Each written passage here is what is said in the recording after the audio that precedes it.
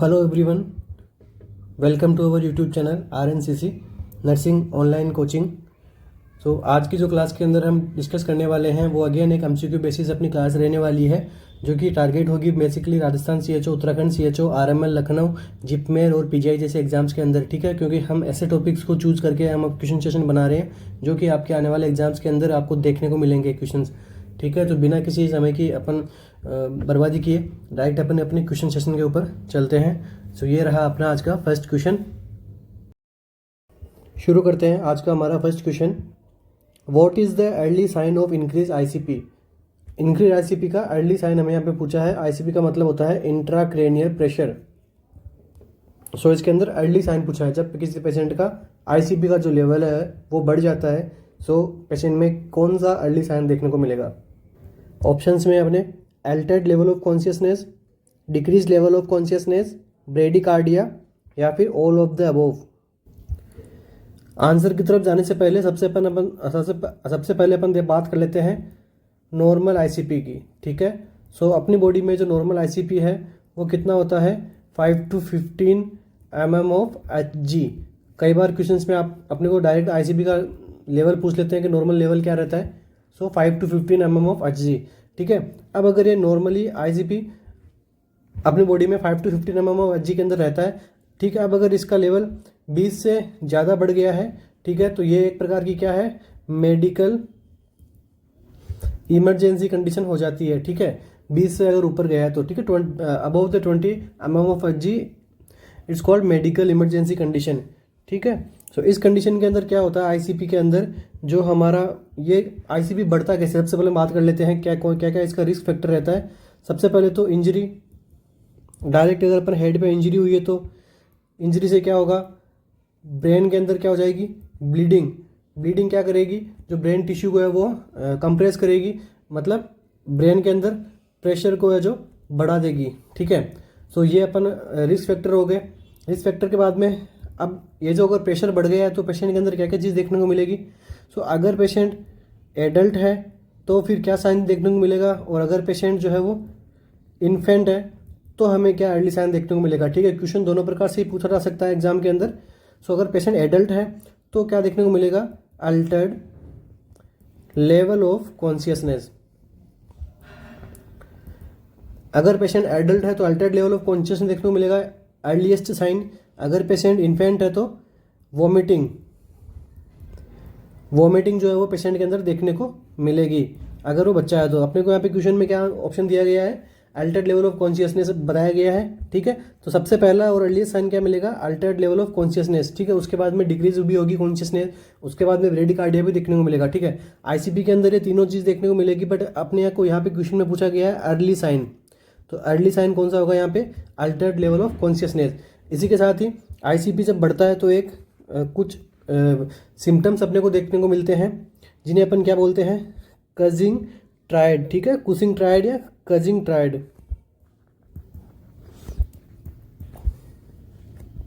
कुजिंग triad. ठीक है, अब इसके अंदर कौन कौन से सिम्टम आते हैं उसकी अपन बात कर लेते हैं। एक तो सिस्टोलिक ब्लड प्रेशर जो है वो पेशेंट का बढ़ा हुआ देखने को मिलेगा। ठीक है, अब अगर सिस्टोलिक ब्लड प्रेशर जो है वो 140 यहाँ पे हो रहा है और डायस्टोलिक अगर 80 ही रह रहा है, तो इन दोनों का जो बीच का जो पल्स प्रेशर है वो क्या रहेगा? अपने को वाइड देखने को मिलेगा। ठीक है, सो दूसरा साइन क्या देखने को मिलेगा यहाँ पे? Wide pulse pressure. ठीक है, दूसरा सिम्टम क्या देखने को मिलेगा अपने को यहाँ पे? वाइड पल्स प्रेशर भी देखने को मिलेगा। तीसरा यहाँ पे क्या देखने को मिलेगा? सिस्टोलिक BP हो गई, बढ़ गया, वाइड पल्स प्रेशर देखने को मिलेगा। साथ ही साथ में क्या देखने को मिलेगा? ब्रेडी कार्डिया। ओके, ये तीन सिम्टम भी पेशेंट के अंदर देखने को मिलते हैं। इनको अपन कॉम्बिनेशन में क्या बोलते हैं? Causing triad. इससे भी एग्जाम्स के अंदर क्वेश्चन पूछ लिया जाता है। इसका एक एक्सेप्ट देके पूछ सकते हैं कि भाई कौन सा जो फैक्टर है वो कजिंग ट्रायड के अंदर नहीं आता है, या फिर कजिंग ट्रायड का डायरेक्ट एक ऑप्शन में आपको देके भी पूछ सकता है। ओके, सो अब इसका अपन देख लेते हैं मैनेजमेंट। इंट्राक्रेनियल प्रेशर का मैनेजमेंट से भी कई बार क्वेश्चन आता है। सबसे पहले पेशेंट का मैनेजमेंट करने के लिए अपन कौन सा IV फ्लूइड देंगे? IV fluid of the choice क्या है? मैनिटोल। ठीक है, मैनिटोल देंगे। मैनिटोल क्यों देंगे? क्योंकि ये क्या करेगा? ऑस्मोटिक डायूरेटिक है। ठीक है। ऑस्मोटिक डाययूरेटिक के होने की वजह से क्या है, ये इनकी बॉडी का यूरिन आउटपुट को बढ़ा देगा, ठीक है, और ब्रेन के जो प्रेशर को इनडायरेक्टली ये ब्रेन के प्रेशर को कम करेगा, ठीक है। सो आईसीपी डिक्रीज होता है मैनिटोल की वजह से।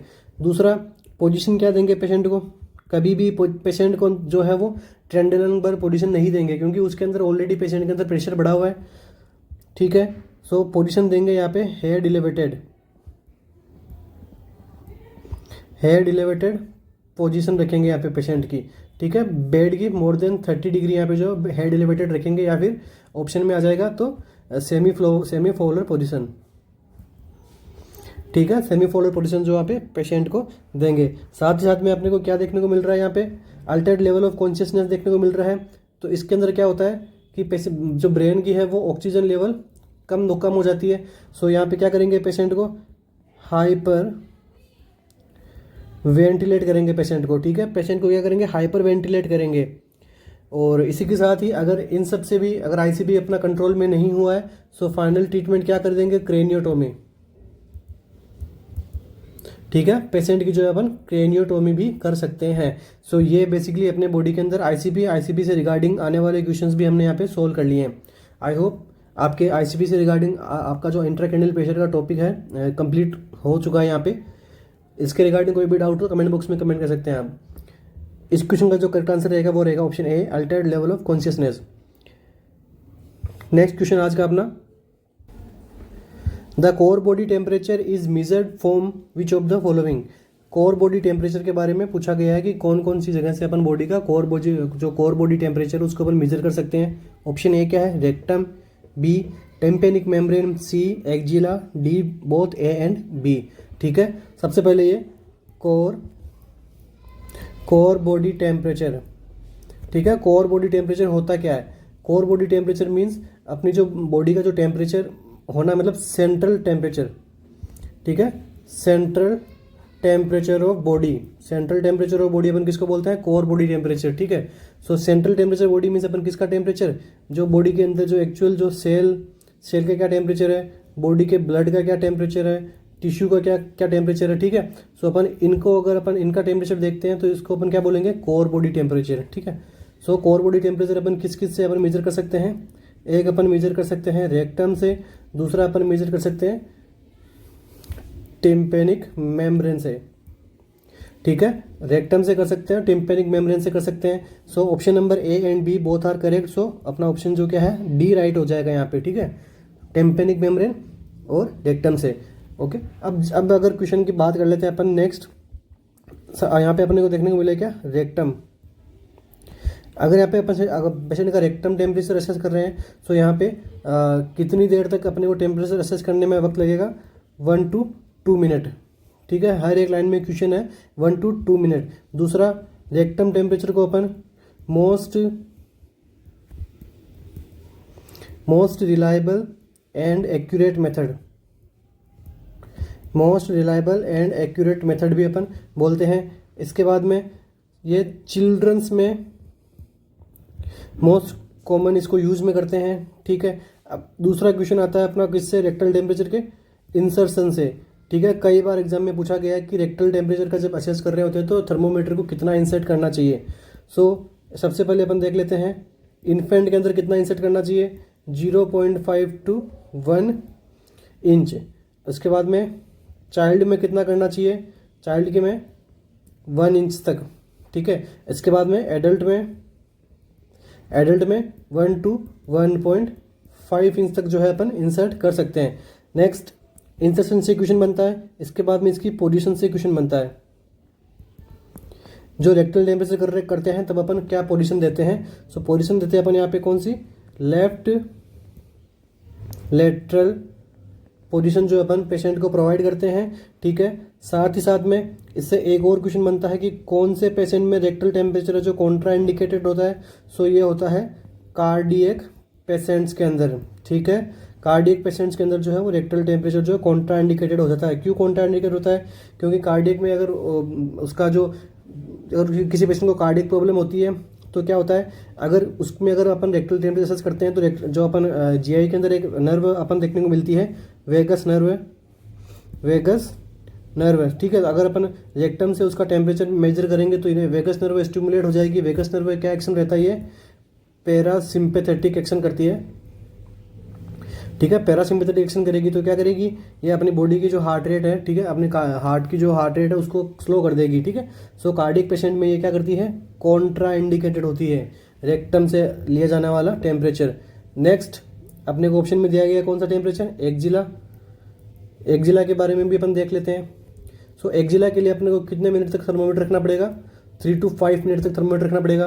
और नेक्स्ट ये लेस देन 6 ईयर की चाइल्ड के बच्चों के अंदर इसको अपन यूज में लेते हैं, ठीक है। और अगर किसी पेशेंट को डिहाइड्रेशन है, ठीक है, अगर किसी पेशेंट को डिहाइड्रेशन है सो मोस्ट सुटेबल कौन सा होगा, एक्जिला। डिहाइड्रेशन की कंडीशन में मोस्ट सुटेबल कौन सा टेम्परेचर रहता है, एक्जिला। ओके, इसके बाद में अपन बात कर लेते हैं ओरल की, ठीक है। ओरल के अंदर सो ये कौन सा टेम्परेचर है, क्वेश्चन पूछते हैं, मोस्ट कॉमन यूज्ड, ठीक है। ये मेथड कौन सा है, मोस्ट कॉमन यूज्ड मेथड है। साथ ही साथ में इसको अपन क्या बोल सकते हैं, मोस्ट कॉमन या फिर मोस्ट एसेसिबल मेथड है। ओके, इसको अगर अपन कौन से पेशेंट में रखते हैं, कॉन्ट्रा इंडिकेटेड ओरल। अगर किसी पेशेंट को सीजर आ रहा है, ठीक है, उस पेशेंट के अंदर अपन क्या करते हैं, ओरल टेम्परेचर को जो है अपन कॉन्ट्रा इंडिकेटेड रखते हैं। ओके, नेक्स्ट थर्मोमीटर से क्या क्वेश्चन बन सकता है, ये भी अपन देख लेते हैं। थर्मोमीटर से क्या क्वेश्चन बन सकता है, सबसे पहले थर्मोमीटर की क्लीनिंग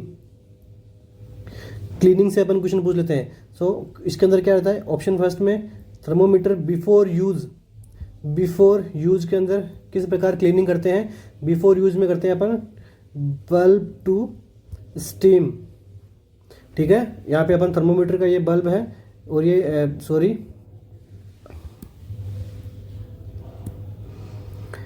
पीछे अपना थर्मोमीटर है, यहाँ पे थर्मोमीटर का बल्ब है। सो ये सबसे पहले बल्ब टू स्टीम के रूप में अपन इसको अपन जो है क्लीन करते हैं। And after use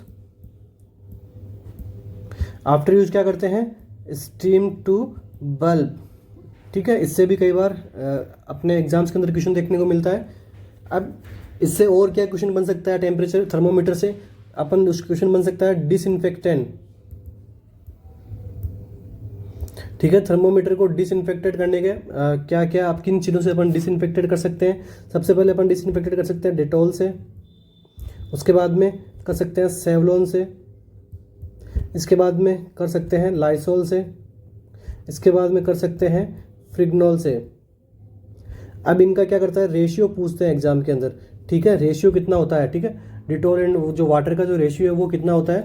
so Dettol के अंदर रेशियो होता है 1:40, सेवलॉन के अंदर कितना होता है 1:20। सो यहाँ से क्वेश्चन बनता है कई बार कि सेवलॉन से अगर आप क्लीन कर रहे हो तो उसका क्या रेशियो रहेगा।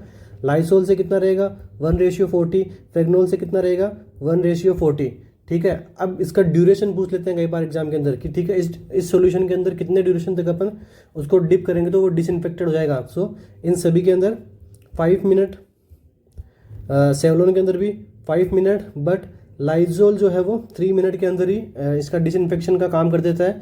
फ्रिग्नॉल के अंदर 5 मिनट तक अपन इसको सॉल्यूशन में रखते हैं, ठीक है। सो यहाँ पे डिसइंफेक्शन से भी क्वेश्चन बनता है।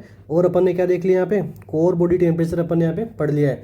एक और क्वेश्चन बनता है इंपॉर्टेंट कि टेम्पेनिक मेम्ब्रेन से अगर अपन टेम्परेचर असेस कर रहे हैं सो इसका कितने समय के अंदर बता देती है, तो ये अपना 2 से 3 सेकंड के अंदर जो है वो एक्यूरेट टेम्परेचर अपनी बॉडी का बता देती है टेम्पेनिक मेम्ब्रेन, ठीक है। सो अपने बॉडी के अंदर जो टेम्परेचर वाला पार्ट है वहाँ से काफ़ी ज़्यादा क्वेश्चन पुट ऑन होते हैं और मोस्ट ऑफ द क्वेश्चन अपन ने यहाँ पे देख लिया है, ठीक है। आई होप आपके समझ में आ रहा होगा वीडियो। आज का MCQ सेशन है जो। सो क्वेश्चन नंबर 2 का जो करेक्ट आंसर रहेगा वो रहेगा both A and B। Okay, आज का अपना नेक्स्ट क्वेश्चन है, ठीक है। इसी के साथ में आपको एक क्वेश्चन में आपको और बता देता हूँ जो एग्जाम के अंदर पूछा जा चुका है। अगर किसी पेशेंट ने स्मोकिंग करी है या फिर मिल्क इंजेक्शन किया है या फिर, ठीक है, अगर किसी पेशेंट ने स्मोकिंग की है ना तो इसमें क्या करेगी, नर्स जो है वो वेट करेगी फॉर, कितना वेट करेगी 20 मिनट्स का। थर्मोमीटर से टेम्परेचर लेने में अगर ओरली वो टेम्परेचर ले रही है सो तो 20 मिनट का जो है वो वेट करेगी, उसके बाद में टेम्परेचर असेस करती है, ठीक है। सो क्वेश्चंस यहाँ पे कंप्लीट होते हैं टेम्परेचर से। नेक्स्ट क्वेश्चन आज का अपना, with which of the following the Indradhanush scheme is associated with, जो इंद्रधनुष जो स्कीम चलाई गई थी इंडियन गवर्नमेंट के द्वारा, तो ये कौन सी स्कीम थी, ठीक है। इस स्कीम के अंदर क्या अपने को देखने को मिलता है, immunisation, sanitation, mid day meal programme, या फिर ऑल ऑफ दीज, ठीक है, या फिर ऊपर के जो सारे ऑप्शंस हैं सारे इसके अंदर अपने को मिलते हैं। सो इंद्रधनुष स्कीम जो है वो किसके द्वारा चलाई गई थी, इंद्रधनुष स्कीम जो है वो अपने इंडिया में जेपी, ठीक है, जेपी नड्डा जी के द्वारा जो है वो इंद्रधनुष स्कीम लॉन्च की गई थी। ये कब लॉन्च की गई थी, ये लॉन्च की गई थी 25 दिसंबर 2014, ठीक है। 25 दिसंबर 2014 को जो है वो स्कीम लॉन्च की गई थी अकॉर्डिंग टू गूगल, 25 दिसंबर 2014, ठीक है। इसके बाद में नेक्स्ट इस स्कीम के अंदर क्या क्या, ये स्कीम बेसिकली है किसके लिए, ठीक है, ये स्कीम है full coverage of 2 year child with immunisation, ठीक है। इसके अंदर अपन क्या करते हैं, बच्चों के इम्यूनाइजेशन को कवरेज करते हैं, ठीक है। सो ऑप्शन नंबर ए अपना करेक्ट होता है यहाँ पे, इम्यूनाइजेशन के लिए जो है वो इंद्रधनुष स्कीम जो है वो लॉन्च की गई थी, ठीक है। अब कौन कौन से इम्यूनाइजेशन जो है अपन इंद्रधनुष प्रोग्राम के अंदर स्कीम के अंदर इंक्लूड किए गए थे, सो इसके अंदर अपन बात कर लेते हैं। सबसे पहले डिप्थीरिया, सेकंड है पर्टूसिस, ठीक है, वूपिंग कफ, थर्ड वन है टिटनस, फोर्थ वन है ट्यूबरकुलोसिस, फिफ्थ वन है polio, six one hepatitis B and seventh measles, ठीक है। टोटल नंबर ये 7। इंद्रधनुष के अंदर जो रेनबो के अंदर कितने कलर होते हैं, 7 कलर होते हैं, ठीक है। तो इसके अंदर भी 7 किलर डिजीज है इसके अंदर इंक्लूड किया गया है, ठीक है। इसके अलावा एक और क्वेश्चन अगर आ जाए एग्जाम के अंदर कि इंटेंसिफाइड इंद्रधनुष मिशन, इंटेंसिफाइड इंद्रधनुष मिशन को जो कब लॉन्च किया गया था और किसके द्वारा लॉन्च किया गया था, सो ये है नरेंद्र मोदी जी के द्वारा जो है वो लॉन्च किया गया था, ठीक है। इसको कब लॉन्च किया गया था, 8 अक्टूबर 2017 में जो है वो इसको यहाँ पे लॉन्च किया गया था इंडिया में, ओके। सो मिशन इंद्रधनुष प्रोग्राम जो है वो किसके लिए लॉन्च हुआ था, इम्यूनाइजेशन के लिए। नेक्स्ट क्वेश्चन आज का हमारा आपके सामने है, tracheostomy is done in which tracheal ring, जो ट्रेकियोस्टोमी है उसको कौन सी ट्रेकियल रिंग के अंदर जो इंसिजन लगा के ट्रेकियोस्टोमी परफॉर्म की जाती है, ये अपने से पूछा गया है। ऑप्शन है अपने पास में between 1 and 2 tracheal ring, between 2nd and 3rd tracheal ring, 3rd and 4th tracheal ring, या फिर नन ऑफ द अबव, ठीक है। सो नन ऑफ द अबव तो हो ही नहीं सकता क्योंकि यहाँ पे ट्रेकियोस्टोमी कर रहे हैं तो ट्रेकियल रिंग में तो करेंगे, ठीक है। सबसे पहले ऑप्शन में क्या दिया गया है, between 1 and 2nd tracheal ring. सबसे पहले हम बात कर लेते हैं ट्रेकियोस्टोमी की,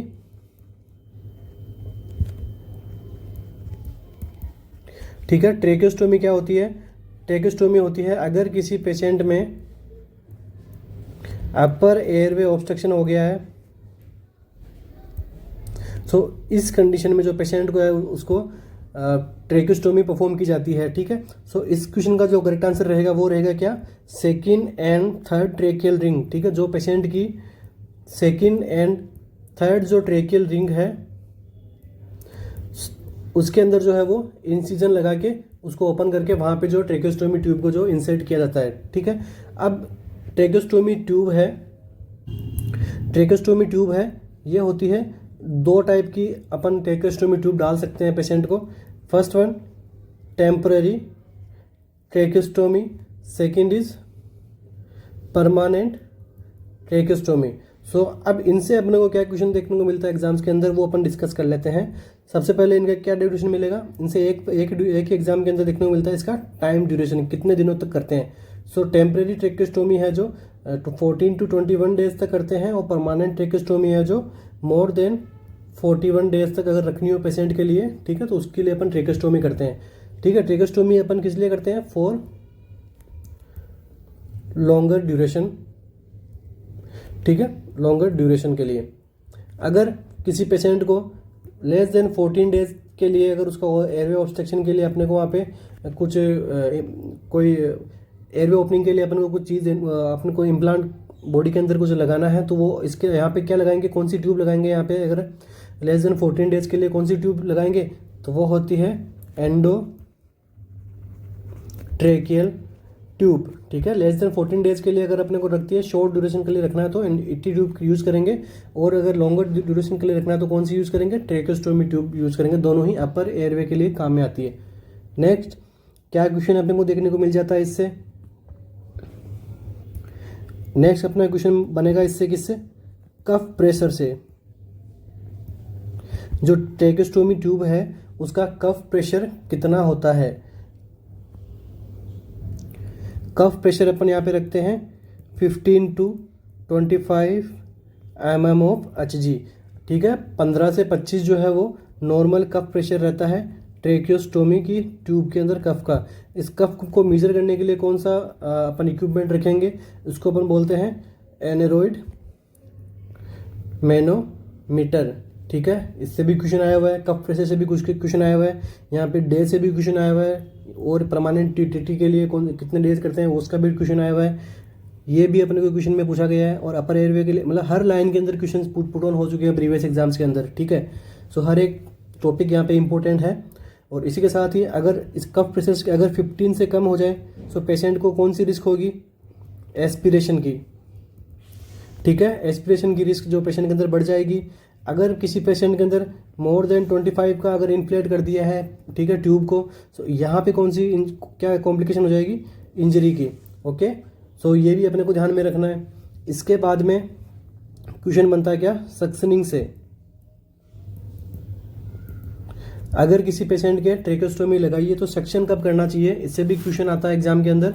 सो फर्स्ट अगर डे है यहाँ पे, फर्स्ट हार टू फर्स्ट 24 आवर्स तक, ठीक है। फर्स्ट डे के अंदर एवरी 30 मिनट, ठीक है, एवरी 30 मिनट्स जो है वो सक्शन करना चाहिए, या फिर एसओएस, ठीक है, एसओएस। जब भी पेशेंट को यहाँ पे अपने को फील लगे कि भाई हाँ इसके यहाँ पे कुछ साउंड यहाँ पे आ रहा है, अगर कफिंग वगैरह हो रही है अगर पेशेंट को, तो उस टाइम भी अपने को क्या करना है, सक्शन परफॉर्म करना है। नेक्स्ट उसका मोर देन अगर 24 हावर्स यहाँ पे कंप्लीट हो जाते हैं तो इसमें एवरी 2 to 4 हावर्स के बीच में क्या करना है, सक्शन करना है पेशेंट का, ठीक है। अपन यहाँ पे सक्शन का भी देख लिया है। अब इसके बाद में क्वेश्चन क्या बनता है कफ प्रेशर से, कि कफ प्रेशर को मेजर कब करना चाहिए, ठीक है। ऐसे तो है नहीं कि अपन हर एक घंटे में जाके कफ प्रेशर को मेजर करेंगे, ऐसा नहीं है। सो एवरी 8 आवर अपने को क्या करना है, कफ प्रेशर को जो वो मेजर करना है, ठीक है, एवरी 8 आवर से, या फिर एवरी शिफ्ट, ओके। अब इससे क्या होता है, ट्रेकोस्टोमी की भी कुछ होती है कॉम्प्लिकेशंस, ओके। ट्रेकोस्टोमी की कॉम्प्लिकेशन से भी क्वेश्चन बनते हैं। सो अर्ली क्या कॉम्प्लिकेशन देखने को मिलेगी ट्रेकोस्टोमी की, अर्ली कॉम्प्लिकेशन मिलेगी न्यूमोथोरेक्स। इसके बाद में मोस्ट कॉमन कॉम्प्लिकेशन कौन सी होती है ट्रेकोस्टोमी से, मोस्ट कॉमन कॉम्प्लिकेशन होती है laryngeal nerve damage, laryngeal nerve damage. तो आपने देखा होगा जिन पेशेंट के टीटी ट्यूब डाली हुई होती है तो नॉर्मली भी वो पर्सन क्या होता है कि उसके वो बात नहीं कर पाता है, ठीक है। और अगर कॉम्प्लिकेशन हो गया, लेरिंजियल नर्व डैमेज हो गई है, तो वो परमानेंटली आगे जाके बात नहीं कर पाएगा, ठीक है। और अगर वो पेशेंट है जो अनेबल टू स्पीक है, ट्रेकोस्टोमी ट्यूब डालते हैं, तो इसके लिए भी कौन सी ट्यूब डाल सकते हैं अपन, फेनेस्ट्रेटेड, ठीक है। फेनेस्ट्रेटेड ट्यूब आती है जिसके अंदर बीच के अंदर होल रहते हैं। सो इनसे पेशेंट जो है वो बहुत ही कम वॉइस प्रोड्यूस हो सकती है इससे, और पेशेंट जो है वो मतलब कुछ शब्द जो है वो बोल सकता है अपने मुंह से, ठीक है। जो यहाँ पे फेनेस्ट्रेटेड ट्यूब का भी अपन यूज में कर सकते हैं ऐसे टीटी ट्यूब वाले पेशेंट जो बातचीत नहीं कर पाते हैं। नेक्स्ट लेट कॉम्प्लिकेशन क्या हो सकती है, ये अपन ने देख ली अर्ली। अब अपन बात कर लेते हैं late complication. So late complication में क्या होता है, एयरवे ऑब्स्ट्रक्शन, एयरवे ऑब्स्ट्रक्शन जो है वो क्या है, लेट कॉम्प्लिकेशन है। ओके, अब अगर अपन बात कर लेते हैं, अगर किसी पेशेंट, एक काफ़ी इंपॉर्टेंट क्वेश्चन बनता है यहाँ से, एक टर्म यूज होती है डी कैनुलाइजेशन। डी कैनुलाइजेशन अपन किसको बोलेंगे, एग्जाम में आ चुका है कई बार D कैनुलाइजेशन।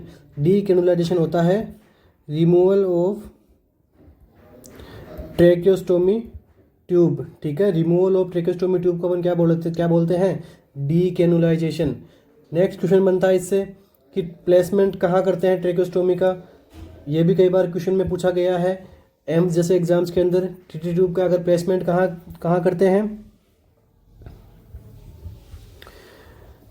Tip of the mouth, tip of the mouth, ठीक है, माउथ की जो एक साइड के अंदर उसका क्या करते हैं, ट्रेकोस्टोमी ट्यूब का जो है वो प्लेसमेंट करते हैं।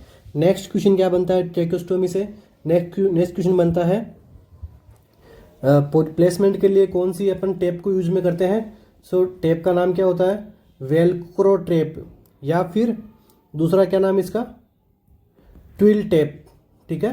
ट्रेकोस्टोमी के लिए जो प्लेसमेंट के लिए कौन सी टेप को यूज में करते हैं, वेलक्रो टेप या फिर ट्विल टेप। ओके, अब अगर most important question, tracheostomy tube जो है वो डिस्प्लेस्ड हो गई है अपनी जगह से, सो नर्स का प्राइमरी एक्शन क्या होगा, सबसे पहले उसको रोज पोजीशन देते हैं, ठीक है, रोज पोजीशन देंगे और जो है वो एयरवे ओपन रखेंगे, ठीक है, एयरवे ओपन रखने का काम करेंगे and inform to HCP health care provider को जो है वो इन्फॉर्म करेंगे, ठीक है। आई होप यहाँ पे अपन का ट्रेकोस्टोमी जो टॉपिक है वो अपन ने यहाँ पे कंप्लीट कर लिया है और आई होप आपके अच्छे से समझ में भी आया होगा। अब अगर अपन और क्वेश्चन की बात करें ट्रेकोस्टोमी से तो वो भी अपन देख लेते हैं थोड़ा।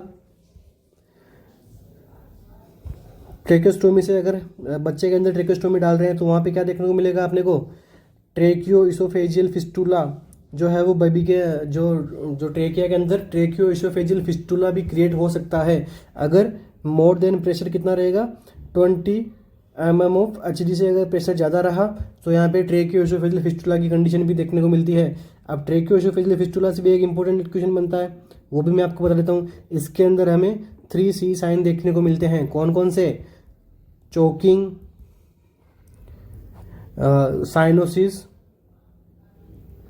इसके बाद में कफिंग, ठीक है, 3C साइन देखने को मिलते हैं किसमें, ट्रेकियो इसोफेजियल फिस्टुला से। सो क्वेश्चन नंबर 2 का जो करेक्ट आंसर रहेगा वो क्या रहेगा अपने पास में, कहाँ पे करते हैं tracheostomy, second and third tracheal ring के। अब अगर second and third tracheal ring के अंदर अपन ने ट्रेकोस्टोमी नहीं की है और थर्ड एंड फोर्थ ट्रेकियल जो रिंग है वहाँ पे अपन ने ट्रेकोस्टोमी कर दी है, सो इसका भी एक कॉम्प्लिकेशन होता है। कौन सा होता है, इनोमिनेट आर्ट्रियल फिस्टुला यहाँ पे क्रिएट हो सकता है, ठीक है, कंटिन्यूसली अगर वहाँ पे अगर third to fourth tracheal ring के अंदर अपन करते हैं और वहाँ पे अगर लॉन्ग टाइम तक रहती है तो यहाँ पे फिस्टुला क्रिएट हो सकता है, ठीक है। फिस्टुला एक अबनॉर्मल ओपनिंग को अपन बोल सकते हैं, ठीक है। तो इसके अंदर क्या होता है कि साइन सिम्टम देखने को मिलता है अपने को, ब्राइट रेड ब्लीडिंग जो है वो पेशेंट को यहाँ पे अपने को ऑब्जर्व करने को मिलेगी, ठीक है, bright red bleeding. So question number इसका करेक्ट आंसर रहेगा ऑप्शन बी। बहुत सारे क्वेश्चन हमने यहाँ पे सोल्व कर लिए हैं, आई होप आपके अच्छे से क्लियर हो गया होगा ट्रेकोस्टोमी का टॉपिक। नेक्स्ट कभी क्वेश्चन के अंदर अपन एंडोट्रेकियल ट्यूब को भी अपन पढ़ लेंगे। आज का नेक्स्ट क्वेश्चन अपना, in operation theatre during cauterisation the electric current passing from a single electrode is called. यहाँ पे पूछा गया है कि ऑपरेशन थिएटर के अंदर कॉटराइजेशन की प्रक्रिया करते हैं, ठीक है। अपने को आप सभी को पता है कि ऑपरेशन थिएटर के अंदर हमें कॉटरी देखने को मिलती है, ठीक है, जो क्या होती है, एक होती है मोनोपोलर, दूसरी होती है बाईपोलर, ठीक है। तो अपने क्या पूछा है, जिसमें सिंगल इलेक्ट्रोड प्रेजेंट हो। तो मोनोपोलर, मोनो मीन्स सिंगल, सो नाम में ही अपने को पता लग गया, ठीक है। सो ऐसी जिसमें सिंगल इलेक्ट्रोड प्रेजेंट हो तो कौन सी होगी, मोनोपोलर, ठीक है। तो इस ऑप्शन का अपने को क्या राइट हो जाएगा, मोनोपोलर कॉटरी, ठीक है। अब इस मोनोपोलर कॉटरी में भी क्या होता है, दो टाइप के अपने को यहाँ पे बटन देखने को मिलेगा, दो टाइप के प्लेसमेंट देखने को मिलेगा। एक मिलेगा ब्लू, एक मिलेगा येलो, ठीक है। ब्लू क्या करेगा, कट का काम करेगा, येलो क्या करेगा, कोगुलेशन, ठीक है। मोनोपोलर कोटरी से अपन कट और कोगुलेशन दोनों का अपन काम कर सकते हैं, ठीक है। और जो बाइपोलर कोटरी होती है ये ओनली यूज फॉर कोगुलेशन, ठीक है। नेक्स्ट, मोनोपोलर कोटरी से क्या क्वेश्चन बन सकता है कि मोनोपोलर कोटरी है वो कौन से पेशेंट के अंदर कॉन्ट्रा इंडिकेटेड रहती है। तो जिस पेशेंट के अंदर पेसमेकर लगा होता है उसमें मोनोपोलर कॉन्ट्रा इंडिकेटेड रहती है, और ये हेल्प करती है। बाइपोलर किस में हेल्प करेगी, किसी पेशेंट में पेसमेकर लगा है तो उसके अंदर अपन बाइपोलर कोटरी जो वो काम में ले सकते हैं, ठीक है। सो मोनोपोलर के अंदर क्या करते हैं, अल्टरनेटिव करंट यूज में आता है, ठीक है। एक ब्लू में जाता है, एक येलो में जाता है, ठीक है। इस क्वेश्चन का जो करेक्ट आंसर रहेगा ऑप्शन ए, मोनोपोलर कोटरी। क्योंकि क्या पूछा है यहाँ पे, सिंगल इलेक्ट्रोड किस में रहता है, मोनोपोलर में रहता है। आगे क्वेश्चन आपके समझ में। नेक्स्ट क्वेश्चन पे चलते हैं अपन। Which of the following code is associated with cardiac arrest during medical emergency. Medical emergency के अंदर अगर कोई पेशेंट आया है और उसको क्या हुआ है, कार्डियक अरेस्ट हुआ है, तो उसके लिए कौन सा कोड जो है हॉस्पिटल सेटिंग्स के अंदर रखा गया है, ठीक है। कार्डियक अरेस्ट या फिर रेस्पिरेटरी फेलियर वाली कंडीशन में कौन सा कोड अपन यूज में करते हैं। ऑप्शन है कोड ब्लू, ब्लैक, ग्रीन और रेड। सो कार्डियक अरेस्ट के अपन बात कर लेते हैं कोड्स की। सबसे पहले कोड ब्लू, ठीक है। कोड ब्लू को अपन क्या किस में काम में लेते हैं, कार्डियक अरेस्ट के अंदर, ठीक है। सो ऑप्शन नंबर ए अपना यहाँ पे क्या हो जाएगा, करेक्ट हो जाएगा। तो ब्लू जो है वो कार्डियक अरेस्ट या फिर रेस्पिरेटरी फेलियर, ठीक है, ये इमरजेंसी कंडीशन है। सो यहाँ पे ब्लू कोड में रखा गया है। नेक्स्ट, ब्लैक में अपन क्या करते हैं, सस्पिशियस ऑब्जेक्ट अगर फाइंड आउट हुआ है, सस्पिशियस ऑब्जेक्ट लाइक बॉम्ब, ठीक है, तो इस कंडीशन में अपन कौन सा कोड यूज करेंगे, code black. Third, green code जो है वो किस में यूज करेंगे, प्रिकॉशनरी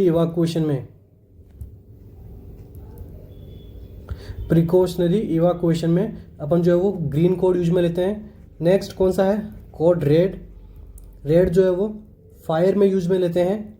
नेक्स्ट अपना क्या है, पिंक, कोड पिंक जो है वो पीडियाट्रिक इमरजेंसी के अंदर यूज में लेते हैं, पीडियाट्रिक इमरजेंसी में या फिर obstructive. Next code amber colour में मिसिंग चाइल्ड के लिए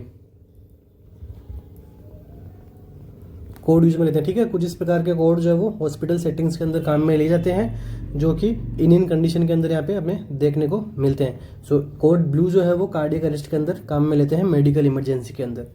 नेक्स्ट क्वेश्चन आज का अपना, the nurse is caring for a client schedule for removal of pituitary gland. एक पेशेंट है, एक नर्स है जो केयर कर रही है क्लाइंट की, जो कि क्या शेड्यूल्ड है, उसका ऑपरेशन होना है, पिट्यूटरी ग्लैंड रिमूवल करनी है उसको, ठीक है। The nurse should be particularly alert for. So nurse को किस चीज़ के लिए अलर्ट होना है, ठीक है, कि पिट्यूटरी ग्लैंड का सर्जरी कर रही है तो नर्स को किस चीज़ का ध्यान रखना है, nasal congestion, abdominal tenderness, muscle tetani या फिर ओलिगोयूरिया। कौन सी इसमें से प्रायोरिटी है जो नर्स जो है उसको क्या करेगी, उसके लिए अलर्ट रहेगी कि हाँ आफ्टर पोस्ट ऑपरेटिव के अंदर क्या कॉम्प्लिकेशन यहाँ पे पेशेंट को हो सकती है। सो पिट्यूटरी ग्लैंड की सर्जरी अपन कौन से वे से करते हैं, ट्रांस नेजल, ठीक है, नेजल कैविटी के थ्रू जो है वो पिट्यूटरी ग्लैंड की अपन सर्जरी करते हैं। सो इस कंडीशन के अंदर अपन क्या देखते हैं, पेशेंट को जो है वो नेजल कंजेशन होने की संभावना जो पेशेंट के अंदर बढ़ जाती है, जिसकी वजह से रेस्पिरेटरी के अंदर पेशेंट के रेस्पिरेशन के अंदर डिफिकल्टी यहाँ पे उसको फील हो सकती है पेशेंट को, ठीक है। सो इस क्वेश्चन का जो करेक्ट आंसर क्या जाएगा अपने पास में, नेजल कंजेशन, ठीक है। क्योंकि उसके जब अगर ट्रांसनेजल के थ्रू अपन सर्जरी कर रहे हैं तो हो सकता है उसके अंदर ब्लीडिंग वगैरह होने के चांसेस रहते हैं। सो वो क्या कोज कर देगा, नेजल कंजेशन कोज कर देगा, तो क्या आगे जाके क्या करेगा, रेस्पिरेटरी डिस्ट्रेस पैदा करेगा पेशेंट के अंदर, ठीक है। ऑप्शन नंबर ए यहाँ पे हो जाएगा करेक्ट। मसल टेटनी ये किस में देखने को मिलेगा, हाइपो कैल्सीमिया के अंदर, ठीक है। इसमें जब कैल्शियम का लेवल कम हो जाता है अपनी बॉडी के अंदर तब क्या देखने को मिलेगा, मसल टेटनी। इसके अंदर दो प्रकार के साइन देखने को मिलेगा, एक तो ट्राउजियस साइन, दूसरा चेवोस्टेक साइन। ठीक है, ट्राउजियस साइन और चेवोस्टेक साइन अपने को यहाँ पे देखने को मिलता है पेशेंट के अंदर। ओलिगोयूरिया, ओलिगोयूरिया मीन्स यूरिन का जो पास आउट है अपनी बॉडी से वो less than 400 ml per day हो जाना। ठीक है, उस कंडीशन को अपन क्या बोलते हैं, ओलिगोयूरिया। ओके, एब्डोमिनल टेंडरनेस अपन कौन सी कंडीशन में देखते हैं, अगर पेशेंट को एसाइटिस की कंडीशन हो गई है तो उस कंडीशन में क्या देखने को मिलता है, एब्डोमिनल का टेंडरनेस अपने को देखने को मिलता है, अपेंडिसाइटिस में देखने को मिलता है। ठीक है, सो इस क्वेश्चन का जो करेक्ट आंसर रहेगा वो क्या रहेगा, पिट्यूटरी ग्लैंड के अंदर नेजल कंजेशन हो सकता है पोस्ट ऑपरेटिव के अंदर। नेक्स्ट क्वेश्चन हमारा आज का काफ़ी इंपॉर्टेंट क्वेश्चन है ये वाला, मोस्ट ऑफ द एग्जाम्स के अंदर पूछा भी जा चुका है। एक क्रोनिक एल्कोहलिक पेशेंट है जो कि लंबे टाइम से एल्कोहल पी रहा है, उसको क्या करेंगे, क्रोनिक पेशेंट है। ठीक है, blames his family environment for his alcoholism.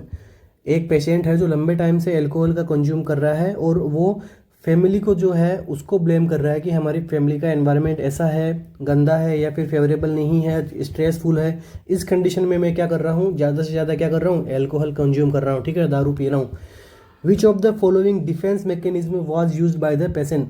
ऐसी कंडीशन में जो है वो पेशेंट जो है वो कौन सी डिफेंस मैकेनिज्म को है वो यूज़ कर रहा है। डिफेंस मैकेनिज्म क्या होती है, डिफेंस मैकेनिज्म क्या करते हैं, जो कोई साइकेट्रिक पेशेंट क्या करते हैं, डिफेंस मैकेनिज्म को यूज़ करते हैं। सो इस कंडीशन में क्या होता है कि पेशेंट किसी भी स्ट्रेस से, किसी भी गिल्ट से बचाव के लिए अब वो क्या करता है, अपने डिफेंस में कुछ मैकेनिज्म जो है उसको अप्लाई करता है। सो इनको अपन क्या बोलते हैं, डिफेंस मैकेनिज्म। ओके, इसको अपन ब्रीफली अपन जब साइकेट्रिक का एमसीक्यू सेशन चलाएंगे तब पढ़ेंगे। तो यहाँ पे क्रोनिक एल्कोहलिक पेशेंट फैमिली को यहाँ पे क्या कर रहा है, ब्लेम कर रहा है उसके एल्कोहलिज्म के लिए। तो इसके अंदर कौन सी डिफेंस मैकेनिज्म आएगी, डेनाइल, प्रोजेक्शन, रेशनलाइजेशन या फिर सब्लिमिशन। सो यहाँ पे क्या कर रहा है, फैमिली को क्या कर रहा है, ये ब्लेम कर रहा है। सो यहाँ पे कौन सा अपने को देखने को मिलेगा, प्रोजेक्शन। ठीक है, अपनी गलती को दूसरों के ऊपर डालना। ठीक है, तो इसको अपन क्या बोलेंगे, प्रोजेक्शन। एक पेशेंट है जो अपनी गलती को, अब जो खुद गलती कर रहा है और उसका जो ब्लेम है वो फैमिली पे डाल रहा है कि मैं तो इसलिए कर रहा हूँ क्योंकि मेरी फैमिली में ये सब चीज़ें प्रॉब्लम है। सो यहाँ पे क्या देखने को मिलेगा, यहाँ पे अपने को प्रोजेक्शन देखने को मिलेगा। डेनाइल क्या होता है, किसी भी चीज़ को करने के बाद में उसको कंप्लीटली नकार देना। ठीक है, उसको कि हाँ मैंने तो ये चीज़ की ही नहीं है। ओके, एग्री नहीं करता है किसी भी चीज़ के लिए, उसको मना ही करता है कि नहीं मैंने ऐसा कुछ नहीं किया है। ओके, तो इसको अपन बोलेंगे डेनाइल। थर्ड वन है रेशनलाइजेशन। ठीक है, अगर कोई पेशेंट है वो रेशनलाइजेशन का यूज़ कर रहा है, मीन्स कि सपोज कोई पर्सन है वो एग्ज़ाम के अंदर फेल हो गया है और वो बोल रहा है कि हमारी तो क्लासेज ही पूरी नहीं ली गई हो। ठीक है, और तो हम तो टीचर के द्वारा पढ़ाया ही नहीं गया, तो वो क्या कर रहा है, हर एक चीज़ के लिए रेशनल्स दे रहा है। ठीक है, सो इसके अंदर क्या होगा, रेशनलाइजेशन। नेक्स्ट क्या दिया गया, सब्लिमिशन। सब्लिमिशन क्या होता है कि सोसाइटी की वजह से, ठीक है, सोसाइटी की वजह से पास्ट के अंदर अगर कोई पर्सन बुरा रहता है, फॉर एग्जांपल पास्ट के अंदर अगर कोई थीफ है, ठीक है, वो सोसाइटी की वजह से या कुछ अपने जो अच्छे कामों में लग जाता है, ठीक है, उसके जीवन में ऐसा कुछ हो जिसकी वजह से वो उन चीज़ों को छोड़ के किसी अच्छे कामों में लग जाता है, उसको अपन क्या बोलते हैं, सब्लिमिशन। ठीक है, ये कुछ टर्म्स है यहाँ पे जो डिफेंस मैकेनिज्म्स में के काम में ली जाती है। सो इस क्वेश्चन का जो करेक्ट आंसर रहेगा वो क्या रहेगा, अपना प्रोजेक्शन। ठीक है, सब्लिमिशन मीन क्या होता है कि अगर कोई सोसाइटी के अंदर जो एक्सेप्ट बिहेवियर है वो एक्सेप्ट नहीं हो तो उसको फिर वो क्या करता है कि चेंज करता है सोसाइटी के अकॉर्डिंग। ठीक है, तो उसको अपन क्या बोलते हैं, सब्लिमिशन। रेशनल मीन्स रेशनल देता है हर एक चीज़ के लिए। ओके, नेक्स्ट क्वेश्चन आज का हमारा, Moro reflex disappear at which age. जो मोरो रिफ्लेक्स है वो कौन सी एज पे जो है वो डिसिपियर होता है, 6 मंथ, 4 मंथ, 3 मंथ, 8 मंथ। ठीक है, ये भी एग्जाम के अंदर पूछा गया है। तो कई बार क्या होता है, मोरो रिफ्लेक्स क्या होता है, सो मोरो रिफ्लेक्स क्या होता है कि जब भी कोई एग्जामिनर है, ठीक है, जब भी कोई एग्जामिनर है वो क्या करेगा, बेबी के जो बेबी को अपनी जो लैप में लेके अगर उसके जो हेड को वो डाउन करेगा तो इस कंडीशन के अंदर क्या होगा, सबसे पहले क्या करता है वो rapidly drop infants head backward, rapidly drop infant head backward. ठीक है, इन्फेंट का जो हेड है उसको बैकवर्ड में रैपिडली अगर वो ड्रॉप करेगा, ठीक है, उसके हेड के नीचे सपोर्ट हटाएगा। सो इस कंडीशन में क्या होगा, जो इन्फेंट है उसके क्या होगा, आर्म का क्या होगा, एक्सटेंशन। आर्म का एक्सटेंशन होगा एंड उसके बाद में क्या होगा, एबडक्शन।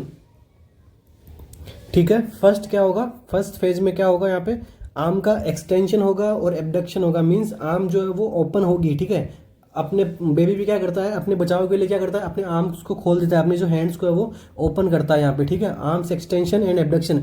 उसके बाद में जो क्या करता है, सेकंड फेज के अंदर क्या करता है, बेबी जो है आर्म का है वो क्या करता है, फ्लेक्शन एंड एडक्शन। ठीक है, सबसे पहले जब भी अगर कोई एग्जामिनर है उसके अंदर, वो एग्जामिनर क्या करता है, बेबी के हेड को स्लाइड, अगर वहाँ से सपोर्ट हटाता है तो बेबी का हेड पीछे जाता है। ठीक है, तो इस कंडीशन में बेबी जो है वो अपने खुद के बचाव के लिए क्या करता है, आप ये समझ लीजिए, बेबी अपने खुद के बचाव के लिए क्या करता है, हाथों को खोलता है। ठीक है, हाथों को खोलता है सबसे पहले, मीन्स आर्म्स का एक्सटेंशन करता है, एबडक्शन करता है। एबडक्शन मीन्स जो भी अपनी बॉडी से दूर जा रहा है। ठीक है, उसको बोलते हैं एबडक्शन। एडक्शन मीन्स जो भी अपना ऑर्गन हैंड लाइक तो अपनी बॉडी के पास में आ रहा है उसको बोलते हैं अपना एडक्शन। सो यहाँ पे फर्स्ट फेज में तो क्या होता है, आर्म एक्सटेंशन एंड एबडक्शन। उसके बाद में सेकंड फेज में क्या होता है, आर्म फ्लेक्शन एंड एडक्शन। ठीक है, तो ये जो परफॉर्मा है, इस परफॉर्मा ये जो अगर बेबी करता है तो इसको अपन क्या बोलते हैं, मोरो रिफ्लेक्स। ठीक है, मोरो रिफ्लेक्स है, और ये जो क्या है 4 to 6 मंथ में डिसअपियर होता है। तो ऑप्शन के अंदर अगर 4 to 6 मंथ आए तो अपने क्या करना है, 4 मंथ अपना करेक्ट करना है। ठीक है, इस क्वेश्चन के अंदर। और अगर क्वेश्चन आ जाए, ठीक है, और अगर डीप से पूछ ले कि इसका मोरो रिफ्लेक्स का जो ऑनसेट है वो कब होता है, ऑनसेट होता है 28th वीक ऑफ गेस्टेशन। ठीक है, जो गेस्टेशन ड्यूरेशन रहता है उसके अंदर 28 वीक पे जब बच्चा हो जाता है 28 वीक का, तब इसका जो है वो ऑनसेट शुरू हो जाता है मोरो रिफ्लेक्स का। ठीक है, सो इस क्वेश्चन का जो करेक्ट आंसर रहेगा वो रहेगा ऑप्शन बी, 4 मंथ। आप, आई होप आपके ये अच्छे से समझ में आया होगा। ठीक है, नॉर्मली ये बेबी के अंदर प्रेजेंट रहना चाहिए। अगर ये प्रेजेंट नहीं रह रहा है तो उसको कोई प्रॉब्लम है। ठीक है, अब नॉर्मल कंडीशन होती है। नेक्स्ट क्वेश्चन अपना, minimum scrubbing time for hand wash. Hand wash के लिए अपन जब स्क्रब करते हैं, ठीक है, तो उसके अंदर मिनिमम कितना टाइम अपने को यूज में लेना चाहिए, 1 मिनट, 2 मिनट, 3 मिनट, 5 मिनट। सो इस क्वेश्चन का जो करेक्ट आंसर रहेगा वो रहेगा 5 मिनट। जो स्क्रबिंग के अंदर मिनिमम कितना टाइम होना चाहिए, 5 मिनट जो टाइम है स्क्रबिंग के अंदर होना चाहिए। ठीक है, सो अब अगर अपन क्या करते हैं, एक करते हैं मेडिकल हैंड वॉश, एक अपन करते हैं सर्जिकल हैंड वॉश। सो इससे अपना क्या क्वेश्चन बनता है कि मेडिकल हैंड वॉश करते हैं तो वाटर का फ्लो क्या रहना चाहिए, वाटर फ्लो। ठीक है, काफ़ी बेसिक क्वेश्चन है बट एग्जाम्स के अंदर पूछ लेते हैं कई बार। जो मेडिकल हैंड वॉश है उसके अंदर वाटर का फ्लो रहना चाहिए एल्बो टू व्रिस्ट, और सर्जिकल के अंदर व्रिस्ट टू एल्बो। ठीक है, ये अपना व्रिस्ट हो गई, इधर अपना एल्बो का पार्ट हो जाएगा। ठीक है, कुछ किसमें, सर्जिकल हैंड वॉशिंग के अंदर। ओके, सो इस क्वेश्चन का जो करेक्ट आंसर रहेगा वो रहेगा option D, 5 minute minimum. Next question अपना, which drug is use for prophylaxis of manic depressive disorder. ठीक है, मैनिक डिप्रेसिव डिसऑर्डर के लिए कौन सी ड्रग को है उसको एज ए प्रोफाइलैक्सिस हम काम में ले सकते हैं। ठीक है, मैनिक डिप्रेसिव डिसऑर्डर को अपन क्या बोल सकते हैं एक साथ में, बाइपोलर डिसऑर्डर। ठीक है, ऑप्शन में क्या है, लिथियम, वॉल्पोरेट, हेलोपेरिडोल या फिर फेनेटोइन। सो इस क्वेश्चन का जो अपना करेक्ट आंसर होगा वो क्या होगा, लिथियम। ठीक है, मैनिक डिप्रेसिव डिसऑर्डर के लिए अपन क्या करते हैं, लिथियम जो ड्रग को है उसको अपन क्या करते हैं, प्रोफाइलैक्सिकली यूज में ले सकते हैं। ठीक है, अब लिथियम से अपना क्या क्वेश्चन बनता है, ये भी कई बार एग्जाम्स के अंदर पूछे जाने वाली ड्रग है लिथियम। ठीक है, सबसे पहले अपन क्या करते हैं, इसका थेरापेटिक अपन लेवल देख लेते हैं कितना होता है। ओके, लिथियम का थेरापेटिक लेवल कितना होना चाहिए, 0.6 to 1.2 इसका थेरापेटिक लेवल होता है। 1.2 मिली इक्वलेंट पर लीटर। ठीक है, मिली इक्वलेंट पर लीटर जो है उसका नॉर्मल थेरापेटिक लेवल होता है। अब अगर नेक्स्ट क्वेश्चन कौन सा बनता है इसके अंदर, एक हो गया थेरापेटिक लेवल का, दूसरा लिथियम अगर किसी थेरेपी चल रही है पेशेंट के अंदर, सो उसके अंदर जो है वो सोडियम का लेवल जो है वो मेंटेन रहना चाहिए। ठीक है, या फिर सोडियम को लेवल को नर्स को क्या है वो मॉनिटर करना चाहिए। ठीक है, काफ़ी इंपॉर्टेंट क्वेश्चन है। ठीक है, अब अगर क्यों करते हैं अपन मॉनिटर, अगर किसी पेशेंट के अंदर लिथियम टॉक्सिसिटी होती है, ठीक है, कब होती है, लिथियम टॉक्सिसिटी होती है नेट्रीमिया की कंडीशन में, ठीक है, जब पेशेंट के अंदर सोडियम का लेवल कम होता है तब ये क्या कॉज करता है, लिथियम टॉक्सिसिटी। अब अगर लिथियम टॉक्सिसिटी हो गई है, सो लिथियम टॉक्सिसिटी होने की वजह से पेशेंट में क्या देखने को मिलेगा, हाइपरनेट्रीमिया की कंडीशन जो है वो पेशेंट के अंदर देखने को मिलेगी, ठीक है। दोनों ही क्वेश्चन बनते हैं अच्छे, और दोनों ही क्वेश्चन अलग अलग टाइप के क्वेश्चन है। लिथियम टॉक्सिसिटी हो किसकी वजह से रही है, हाइपोनेट्रीमिया की वजह से। अब हाइपोनेट्रीमिया की वजह से क्या हो रहा है, हाइपोनेट्रीमिया की वजह से अब क्या देखने को मिल रहा है, लिथियम टॉक्सिसिटी की वजह से क्या देखने को मिल रहा है, हाइपरनेट्रीमिया। ओके, सो ये दोनों क्वेश्चन काफ़ी ट्रिकी है, अच्छे से समझना होगा आपको इस क्वेश्चन को। इसके बाद में अपन अब पढ़ लेते हैं थोड़ा सा लिथियम टॉक्सिसिटी के बारे में, ठीक है। लिथियम टॉक्सिसिटी भी क्वेश्चन बनता है, ठीक है। लिथियम टॉक्सिसिटी अगर 1.5 टू 2.5 के बीच की है तो इसको अपन क्या बोलेंगे, माइल्ड टॉक्सिसिटी। तो इसके अंदर अपने क्या सिम्टम देखने को मिलेगा, anorexia, nausea and vomiting most common symptom है, ठीक है। इस कंडीशन को ट्रीट करने के लिए क्या करना पड़ेगा, हाइड्रेशन मेंटेन करना है, ठीक है। यहाँ पे पेशेंट का हाइड्रेशन मेंटेन करना है, और ये जो पेशेंट का स्टेटस है ये हेल्थ केयर प्रोवाइडर को यहाँ पे इन्फॉर्म करना है, ठीक है। अब अगर इसका ये होती है अपनी ग्रेड 1 टॉक्सिसिटी, इसके बाद में कौन सी होती है, ग्रेड 2 टॉक्सिसिटी। तो इसके अंदर कितना लेवल रहेगा, 2.5 टू 3.5। अगर लेवल यहाँ पे पेशेंट के अंदर देखने को मिल रहा है तो ये कौन सी लेवल की है, मॉडरेट लेवल की टॉक्सिसिटी है। तो इसके अंदर क्या क्या साइन सिम्टम देखने को मिलेगा, इसके अंदर अपने को रिजिडिटी देखने को मिलेगी पेशेंट के अंदर, ठीक है। रिजिडिटी के बाद में क्या देखने को मिलेगा, हाइपरटोनिया देखने को मिलेगा, ठीक है। क्योंकि टॉक्सिसिटी होने की वजह से क्या हो रहा है, हाइपरनेट्रीमिया हो रहा है, तो क्या करें, क्योंकि मसल के कॉन्ट्रैक्शन को यहाँ पे बढ़ा देता है, ठीक है। इसके बाद में क्या देखने को मिलेगा, हाइपोटेंशन, ठीक है। हाइपोटेंशन भी पेशेंट के अंदर देखने को मिलता है। अब अगर ग्रेड 3 की बात कर लेते हैं, इसका मैनेजमेंट कैसे करेंगे ये भी देख लेते हैं पहले। इसके मैनेजमेंट के लिए क्या करते हैं, अगेन हाइड्रेशन या फिर कैक्सलेट, ठीक है, hydration with Kayexalate. Next more than 3.5, ठीक है, मोर देन 3.5 की अगर टॉक्सिसिटी हो गई है सो ये क्या है, बहुत सीवियर कंडीशन है, ओके। सीवियर कंडीशन में अपन क्या देखने को मिलता है, पेशेंट को सीजर आ सकते हैं, पेशेंट जो है वह कोमा में जा सकता है। सो इस कंडीशन में क्या मैनेजमेंट ऑफ द चॉइस है, हीमोडायलिसिस, ओके। आई होप आपके समझ में आया हो ये टॉपिक लिथियम वाला, ठीक है। इस कंडीशन में अपन हीमोडायलिसिस ही एकमात्र है यहाँ पे उपाय बन जाता है, ठीक है। नेक्स्ट क्वेश्चन बनता है, लिथियम के साथ में अपने को कौन सी ड्रग है वो नहीं यूज करनी चाहिए। सो डाईयूरेटिक्स जो है वो लिथियम के साथ में कॉन्ट्रा इंडिकेटेड होती है, ओके। सो इस क्वेश्चन का ऑप्शन अपना जो 1 है वो होता है करेक्ट। वेलपोरेट भी क्या करती है, सीजर और मैनिक जो पेशेंट होता है उनके अंदर अपन क्या करते हैं, वेलपोरेट अपन यूज में लेते हैं, बट यहाँ पे ड्रग प्रोफाइलेक्सी के लिए अपन क्या यूज में ले सकते हैं, लिथियम। नेक्स्ट क्या है, हेलोपेरिडोल, ये टिपिकल एंटी साइकोटिक ड्रग है, ठीक है। इससे क्या क्वेश्चन बनता है, मोस्ट कॉमन इससे क्या क्वेश्चन बनेगा, maximum extra pyramidal symptom, okay. Maximum extra pyramidal symptom जो पेशेंट के अंदर देखने को मिलता है किससे, हेलोपेरिडोल से। नेक्स्ट फेनिटोइन भी क्या करती है, एंटी एपिलेप्टिक ड्रग है, ओके। नेक्स्ट अपन देख लेते हैं लिथियम में अपन क्या देखते हैं, लिथियम में अपन सोडियम को मॉनिटर करते हैं। इसी से एक क्वेश्चन और देख लेते हैं कि डिगोक्सिन के अंदर क्या मॉनिटर करते हैं, इसके अंदर मॉनिटर करते हैं पोटेशियम, ठीक है। सारे क्वेश्चंस इंपॉर्टेंट है, कोई भी क्वेश्चन आपके एग्जाम्स के अंदर आपको देखने को मिल सकता है, और मैं चाहता हूँ इन जो हम अभी क्वेश्चन चला रहे हैं आपको डेफिनेटली आपको कुछ क्वेश्चन एग्जाम में देखने को मिले। नेक्स्ट क्वेश्चन आज का हमारा, ए 24-year-old female client is scheduled for surgery in the morning.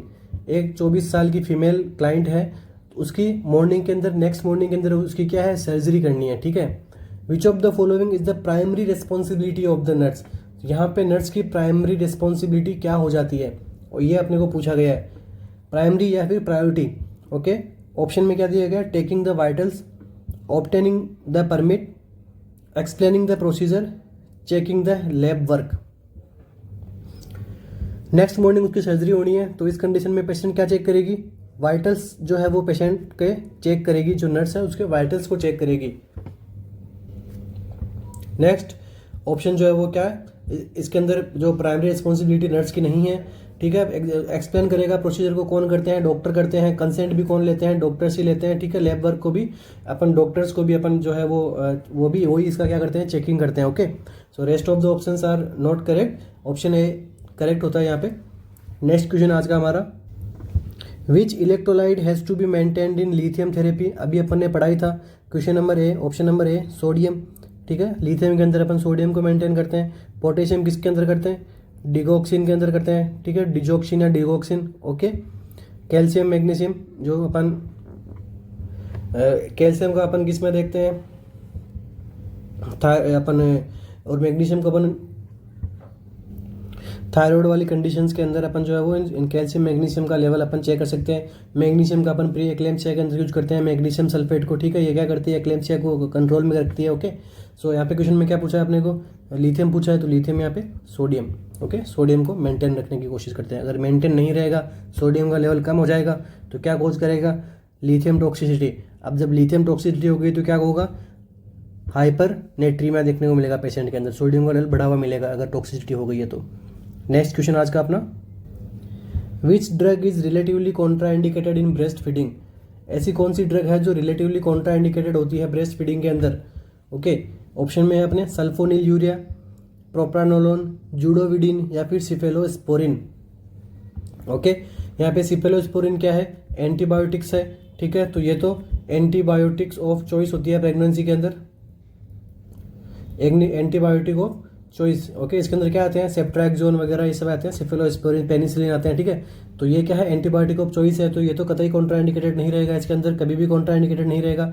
जूडोवुडीन जो है क्या है, जो एंटी रेट्रोवायरल थेरेपी के अंदर अपन क्या करते हैं, जूडोवुडीन चलता है, ठीक है, तो उसके अंदर मदर के ब्रेस्ट फीडिंग के अंदर अगर जूडोवुडीन मदर ले रही है तो बेबी को अपन ब्रेस्ट फीडिंग करवा सकते हैं। ओके, प्रोप्रानोलोन जो है इसको भी अपन जो है वो कॉन्ट्रा इंडिकेटेड नहीं है, but option number A sulphonyl urea, ठीक है, ये जो ड्रग होती है ये कॉन्ट्रा इंडिकेटेड रहती है ब्रेस्ट फीडिंग के अंदर। क्यों रहती है, सल्फोनिल यूरिया किसके अंदर यूज में लेते हैं अपन, डायबिटिक मेलिटस के अंदर अपन जो है वो सल्फोनिल यूरिया यूज में लेते हैं। जब डायबिटिक मेलिटस के अंदर क्या हो जाता है, ये अपना ग्लूकोज लेवल पेशेंट के अंदर जो है बढ़ा हुआ देखने को मिलेगा। ओके, तो इस कंडीशन में अपन क्या लेते हैं, सल्फोनिल यूरिया। सल्फोनिल यूरिया क्या करता है, इंसुलिन का सिक्रेशन करवाता है, ठीक है, उसकी वजह से क्या हो जाएगा, एक तो इंसुलिन का सिक्रेशन करवाता है और ब्लड ग्लूकोज लेवल को कम डिक्रीज करता है, तो क्या होगा, जो ब्रेस्ट मिल्क के अंदर ग्लूकोज का लेवल है वो भी यहाँ पे कम देखने को मिलेगा, और बेबी के अंदर जब बेबी उस ब्रेस्ट मिल्क का इंजेक्शन करेगा तो decrease glucose level in baby. So baby में ऑटोमेटिकली जो है वो बेबी के अंदर ब्लड ग्लूकोज लेवल जो कमी देखने को मिलेगी। सो सल्फोनिल यूरिया को जो यहाँ पे क्या करना है, रिलेटिवली कॉन्ट्रा इंडिकेटेड मानना है ब्रेस्ट फीडिंग के अंदर। ओके, बाकी की तीनों मेडिकेशन जो ब्रेस्ट फीडिंग के अंदर अपन कंटिन्यू कर सकते हैं। नेक्स्ट क्वेश्चन अपना, ठीक है, तो नेक्स्ट क्वेश्चन इसके बाद में कुछ नहीं है। सो आज का अपना जो क्वेश्चन सेशन है वो यहीं पे कंप्लीट होता है। आई होप आज का क्वेश्चन सेशन भी हमेशा की तरह आपको अच्छे से समझ में आया हो। किसी भी प्रकार का कोई डाउट हो तो आप हमें कमेंट बॉक्स में ज़रूर कमेंट कीजिएगा, और आप वीडियो देखते टाइम मेक श्योर कि आप ईयरफोन आप यूज़ कर रहे हो, तो उससे क्या है कि आपको प्रॉपर वॉइस जो मेरी है वो आपके पास में पहुँच पाएगी। ओके, और अगेन आपको वीडियो अच्छा लगा हो तो वीडियो को लाइक ज़रूर कीजिएगा, चैनल को सब्सक्राइब जरूर कीजिएगा, और आपके जो फ्रेंड्स हैं जो भी प्रिपरेशन कर रहे हैं अपने एग्जाम्स के, आने वाले एग्जाम्स के, not set, PGI, Rajasthan CHO, Uttarakhand CHO, RML, JIPMAT जैसे एग्जाम्स के अंदर भी ऐसे क्वेश्चन पूछे जाते हैं। ठीक है, तो अगर वन लाइनर आपको क्वेश्चन देखने को मिले, इट डजंट मीन कि वो काफ़ी सिंपल क्वेश्चन होंगे और एग्जाम्स के अंदर नहीं आ सकते। ऐसे क्वेश्चन के जो टॉपिक्स हम चूज कर रहे हैं वो टॉपिक से आपको एग्जाम के अंदर क्वेश्चन देखने को ही मिलेंगे। ठीक है, so again thank you so much हमारे सेशन में बने रहने के लिए।